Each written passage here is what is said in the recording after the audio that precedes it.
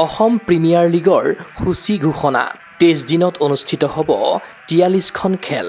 ১ আগষ্টৰ উদ্বোধনী মেচত চৰাইদেউ ছানৰাইজাৰ্ছ বনাম বৰপেটা ব্ৰেভছ। প্ৰথম সংস্কৰণৰ এপিএলত কোন হ'ব চেম্পিয়ন? ঘোষণা হ'ল বহু প্ৰতীক্ষিত অসম প্ৰিমিয়াৰ লীগ চমুকৈ এপিএল ২০২৬ৰ সূচী। বৃহস্পতিবাৰে প্ৰকাশ কৰা সূচী অনুসৰি উদ্বোধনী বৰ্ষৰ এপিএল বৰষাপাৰাৰ এছিয়া ষ্টেডিয়ামত অহা ১ আগষ্টৰ পৰা আৰম্ভ হ'ব আৰু ফাইনেলৰ মেচখন অনুষ্ঠিত হ'ব অহা ২৩ আগষ্টত।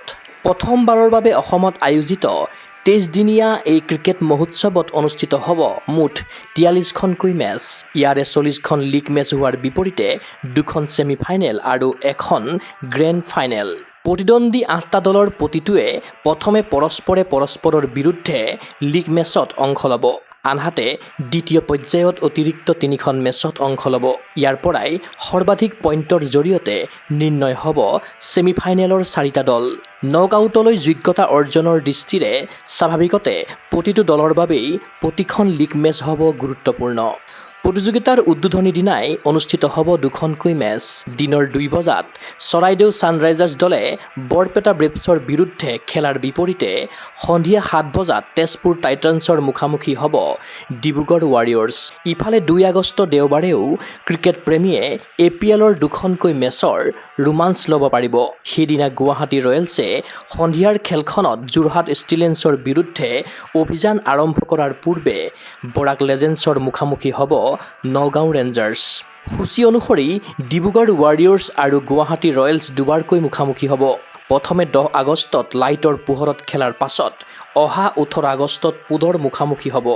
গুৱাহাটী ৰয়েলছে চৰাইদেউ ছানৰাইজাৰ্ছৰ বিৰুদ্ধেও দুবাৰকৈ খেলিব। এই 2খন মেচ অহা 11 আগষ্ট আৰু 19 আগষ্টত অনুষ্ঠিত হ'ব। ইফালে তেজপুৰ টাইটান্ছৰ বিৰুদ্ধে গুৱাহাটীৰ দলটোৱে প্ৰথমে 8 আগষ্ট আৰু পৰৱৰ্তী 15 আগষ্টত প্ৰতিদ্বন্দ্বিতা কৰিব। ডিব্ৰুগড় ৱাৰিয়ৰ্ছ আৰু যোৰহাট ষ্টিলেঞ্চৰ মাজতো 8 আৰু 16 আগষ্টত 2খনকৈ খেল অনুষ্ঠিত হ'ব।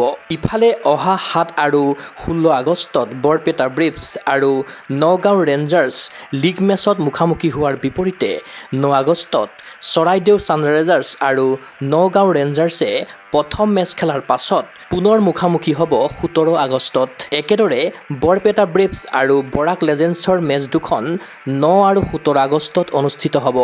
20 আগষ্টত অনুষ্ঠিত হ'বলগীয়া লীগ পৰ্যায়ৰ খেলৰ অন্তিম দিনটোত তেজপুৰ টাইটান্ছৰ বিৰুদ্ধে দিনৰ মেচত বৰাক লেজেণ্ডছে খেলাৰ বিপৰীতে নিশা ডিব্ৰুগড় ৱাৰিয়ৰ্ছ আৰু নগাঁও ৰেঞ্জাৰ্ছ মুখামুখি হ'ব। লীগ মেচৰ সামৰণিত শীৰ্ষ 4টা দলে 21 আগষ্টত হ'ব লগা ছেমি ফাইনেলৰ বাবে অগ্ৰসৰ হ'ব। তালিকাৰ দ্বিতীয় আৰু তৃতীয় স্থানৰ দল দুটাই প্ৰথম ছেমি ফাইনেল দুপৰীয়া খেলাৰ বিপৰীতে শীৰ্ষস্থানত থকা দলটোৱে নিশা দ্বিতীয় ছেমি ফাইনেলত চতুৰ্থ স্থানৰ দলটোৰ বিৰুদ্ধে খেলিব। 22 আগষ্টত জিৰণিৰ দিন।